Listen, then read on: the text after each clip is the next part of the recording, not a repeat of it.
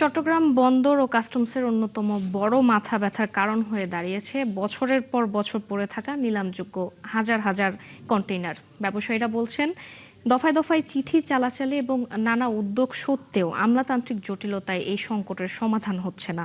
বিদেশি শিপিং লাইনে এইসব কন্টেইনার আটকে থাকায় তারা যেমন ক্ষতির মুখে পড়ছে, তেমনি দেশের রফতানি আমদানি বাণিজ্যের ভাবমূর্তি ক্ষুণ্ণ হচ্ছে। সাইফুল ইসলাম শিল্পীর প্রতিবেদন। চট্টগ্রাম কাস্টমস হাউস প্রতি মাসে 20 থেকে 30টি কন্টেইনার পণ্য বিক্রি করে প্রকাশ্যে উন্মুক্ত পদ্ধতিতে। কিছু কন্টেইনারের পণ্য বিক্রি হয় অকশনের মাধ্যমে। এরপরেও চট্টগ্রাম বন্দরের বিভিন্ন শেডে বর্তমানে নিলামের জন্য হস্তান্তর করা প্রায় 10,000 কন্টেইনার পড়ে আছে। বন্দর কর্তৃপক্ষ বলছে, পড়ে থাকা কন্টেইনারের মালামাল নষ্ট হচ্ছে।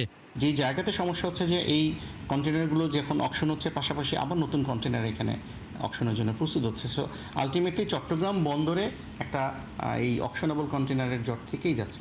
চট্টগ্রাম কাস্টমস হাউসের তথ্য অনুযায়ী গত 1.5 বছরে মোট 988টি কন্টেইনার খালাস হলেও একই সময়ে নিলামের তালিকায় যুক্ত হয়েছে আরও কয়েকশো কন্টেইনার। এদিকে চিটাগং কাস্টম হাউস নিরবচ্ছিন্নভাবে কাজ করছে, অত্যন্ত ফোকাস করছে। জাতীয় রাজস্ব বোর্ড এইদিকে কন্টেইনার যানজট নিরসন করার জন্য, বন্দরকে গতিশীল করার জন্য দ্রুত নিলামের ব্যবস্থা করা হচ্ছে।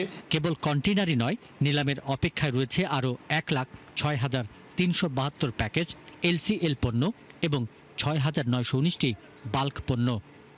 যদি সত্যের পণ্য যেহেতু আছে, প্রায় ক্ষেত্রে আমদানিতে বিভিন্ন সত্য আছে, সত্যগুলো কাস্টম কর্তৃপক্ষ যদি প্রতিপালন করে টেন্ডার করে, তাহলে আমার মনে হয় না 15 দিনের অধিক কোনো মাল থাকবে।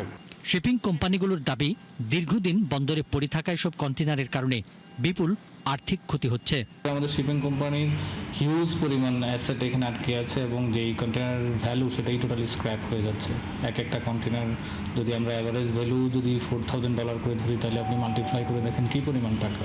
কন্টেইনারের নিরবিচ্ছিন্ন সরবরাহ ও দ্রুত টার্ন অ্যারাউন্ড নিশ্চিত করা অত্যন্ত গুরুত্বপূর্ণ বলে মনে করেন বন্দর ব্যবহারকারী ব্যবসায়ীরা। পিন্টু হাজং, ৭১।